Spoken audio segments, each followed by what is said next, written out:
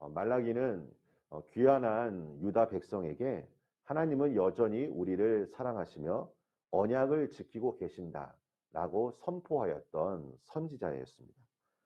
하나님이 이스라엘을 사랑한다고 말씀하셨을 때 그들의 대답이 무엇이었습니까? 하나님이 어떻게 자신을 사랑하셨냐고 반문하고 있습니다. 지금 이들이 이와 같이 생각한 이유가 있습니다. 포로지에서 귀환한 때라면 아마 정치적으로, 경제적으로 어려움을 겪었을 것입니다.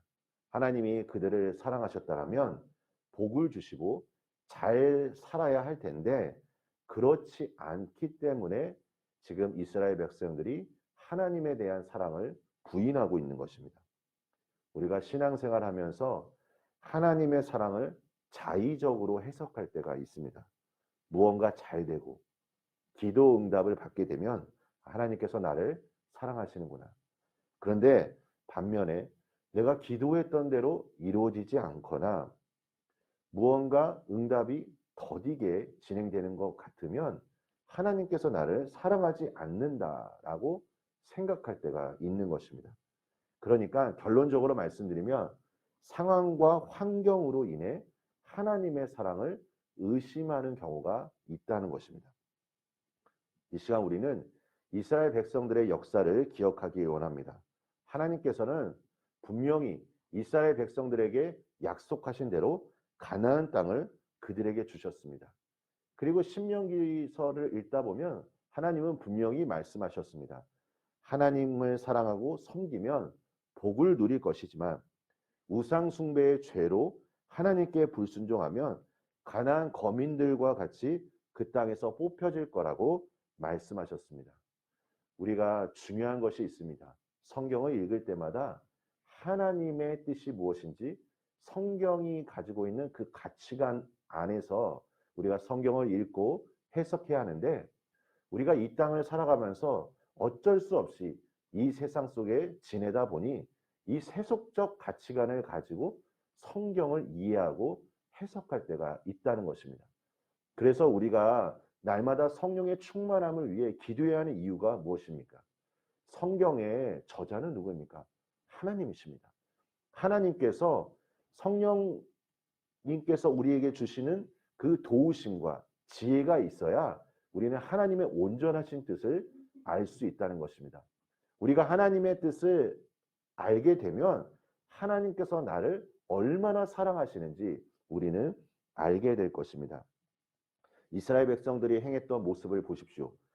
그들이 하나님을 버리고 우상 숭배를 했던 모습들. 특별히 사무엘상 8장을 보면 이스라엘 장로들이 사무엘에게 나아가 요청합니다. 지도자 사무엘도 늙었고 아들들도 사무엘의 행실을 따르지 않아 믿을 수 없다라고 말하며 장로들이 어떻게 요구하냐면 우리도 다른 나라들처럼 왕이 있었으면 좋겠다라고 건의를 합니다. 이때 사무엘은 장로들의 말을 듣고 기뻐하지 않습니다. 그 이유는 장로들이 나를 이제 버렸구나 라고 생각한 것입니다. 그래서 불편한 마음을 가지고 하나님께 기도합니다.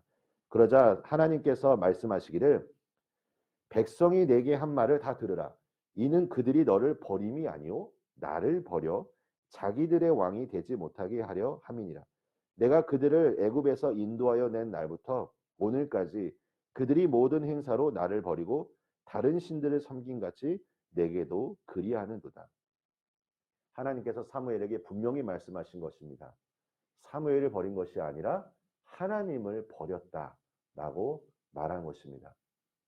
우리는 우리 스스로 왕이 되려고 하는 그 욕심을 늘 끊임없이 포기하기 위해 그것을 버리기 위해 오늘도 성경 말씀을 읽고 하나님의 인도하심을 따라 우리는 기도해야 할 것입니다. 오늘 본문을 보면 우리가 선뜻 좀 이해가 되지 않는 말씀도 있습니다.